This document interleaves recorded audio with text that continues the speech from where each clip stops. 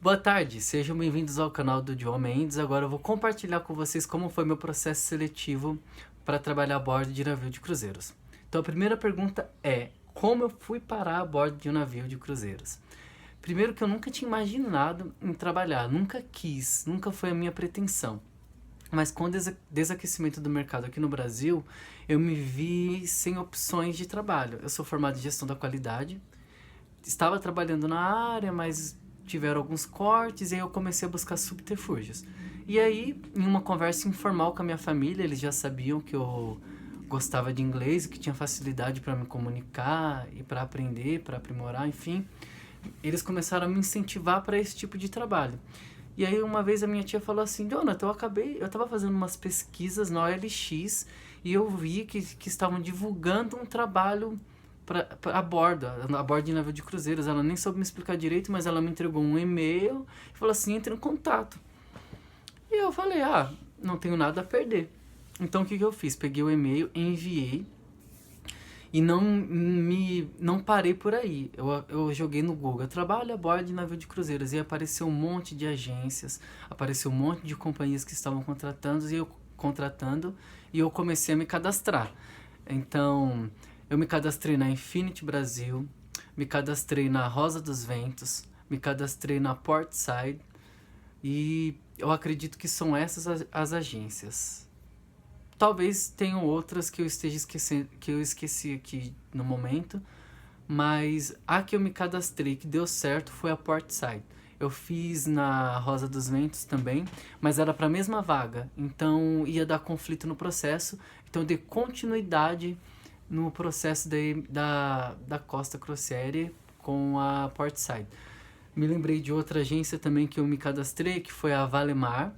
Ela faz processos seletivos para MSC, então eu comecei 2 processos, um para Costa e o outro para MSC. Com a Portside, eu fui aprovado para F&B Attendant e com a MSC eu fui aprovado para Program Host. Só que na MSC eu estava inseguro com relação ao inglês, então eu optei por embarcar na Costa. Comecei, né, me cadastrei na agência, me chamaram na mesma semana e eu fiz uma entrevista parcial, português e inglês. Nada demais, assim, as perguntas. Perguntas referentes ao seu trabalho mesmo, você já tem experiência. As perguntas referente à entrevista de emprego mesmo, que como qualquer uma outra. Só que ela fez algumas perguntas em inglês que você tem que saber ali no momento responder. Passei na entrevista, a entrevista é sempre por Skype, porque a Portside fica em Curitiba e na época eu estava em São Paulo. Então, fiz uma entrevista por Skype. Na mesma semana, eles me mandaram uma resposta por e-mail dizendo que eu fui aprovado. Quando você recebe essa aprovação, eles já te mandam no corpo do e-mail todo o passo a passo do que você tem que fazer. Então, o primeiro passo, passaporte, depois tem o curso STCW, depois as vacinas. Então eu fui atrás do passaporte. Na época eu paguei, eu acredito que R$250. Agendei no site, como todos fazem. Não tinha disponível na região do ABC, eu sou da região do ABC, São Bernardo do Campo. Não tinha... foi aquela época, em 2016, que estava com problema de atrasos nos passaportes, então o agendamento estava super lotado, estava difícil de conseguir, então eu agendei para Guarulhos. 7 dias depois meu passaporte ficou pronto, eu retirei o passaporte. Após eu estar com o passaporte em mãos, eu entrei em contato com a Cima Náutica, em São Paulo, na Conceição. Foi onde eu fiz o curso STCW, que nada mais é do que uma convenção STCW, que se divide em CBSN e CFPN, que é a salvaguarda pessoal e salvaguarda do navio. Então ali você vai ter aula prática e aula teórica, onde você tem que pular da plataforma de 4 metros, se eu não me engano, não vou lembrar ao certo. Mas eles te ensinam as técnicas no curso para você pular, técnicas de...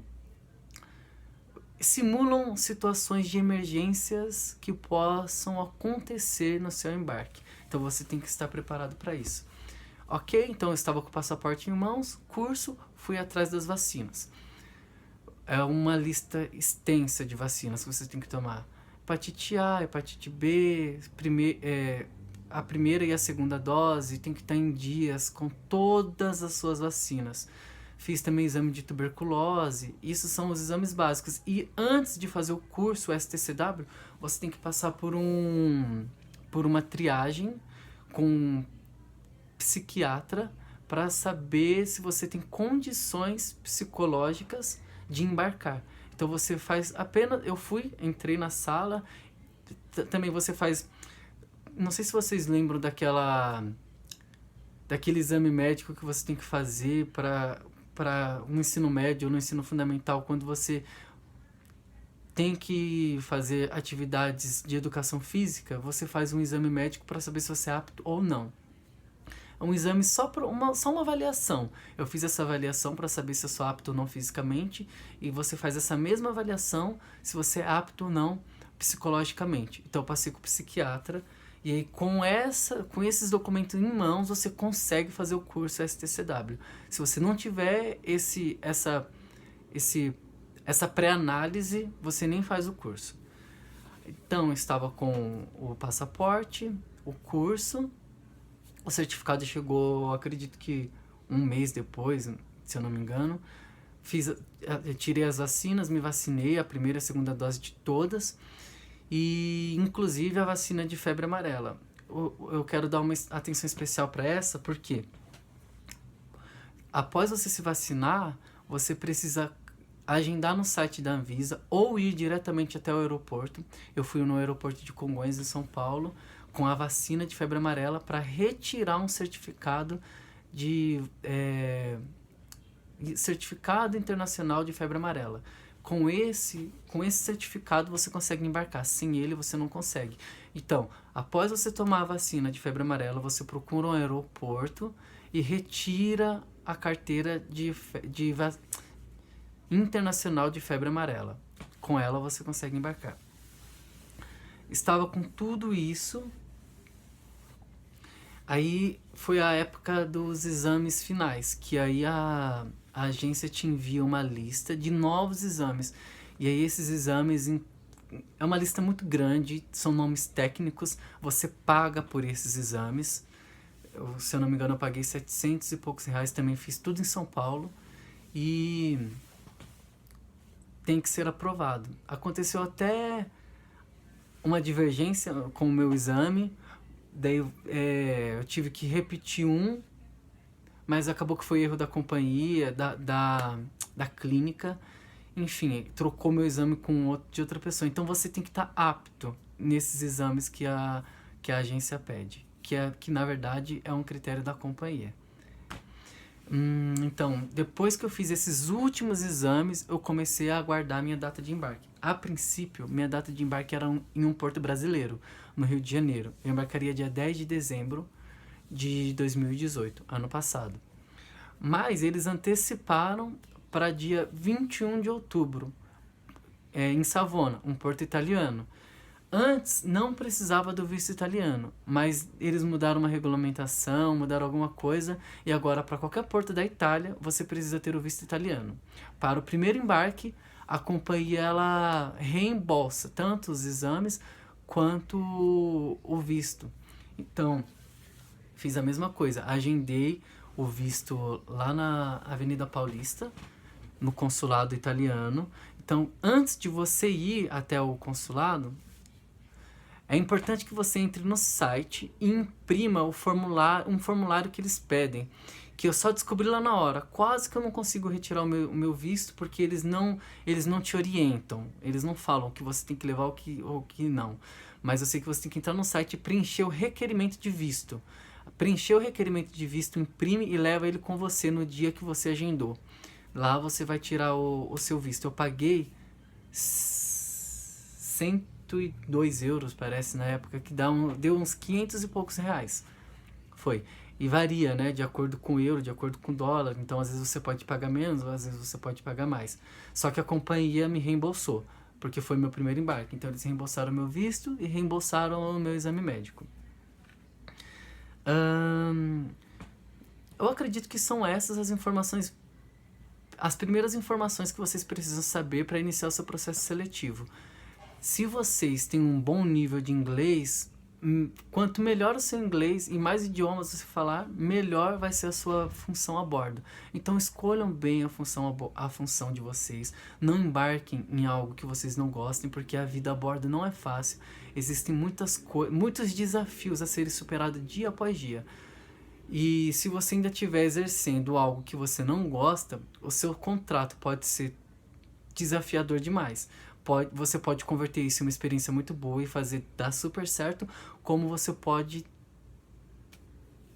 sei lá, ser muito difícil para você. E tem muitas pessoas que embarcam em um dia e no outro dia pedem sign-off, que é pedem para ir embora, né? Como se você pedisse demissão da empresa. Então pensem direitinho, analisem tudo isso, até porque é um gasto. Você vai gastar com o passaporte, vai gastar com o exame médico, vai desprender, demanda-se muito tempo, tem que estar disponível para fazer entrevistas, tem que... Enfim, são várias etapas que você vai passando. Quando você está todo alinhado, a companhia ela te manda uma job description, que nada mais é que a descrição de cargo, o que você vai exercer a bordo. Mas também não se preocupa. Eu, quando recebi essa descrição de cargo, queria decorar, imprimir, lia, mas não há necessidade nenhuma, porque quando você embarca, você aprende no dia a dia mesmo, e não tem problema se você não souber, porque a companhia, pelo menos a que eu embarquei, se você sabe ou se você não sabe, eles sempre vão te tratar como se você não soubesse. Então, basicamente, são essas informações necessárias para o seu primeiro embarque, para você iniciar o processo seletivo. Eu espero ter ajudado. Se vocês tiverem alguma dica ou alguma sugestão, perguntas, podem me enviar, né, que eu esclareço todas as que eu souber, e que vocês tenham um ótimo embarque e um bom contrato.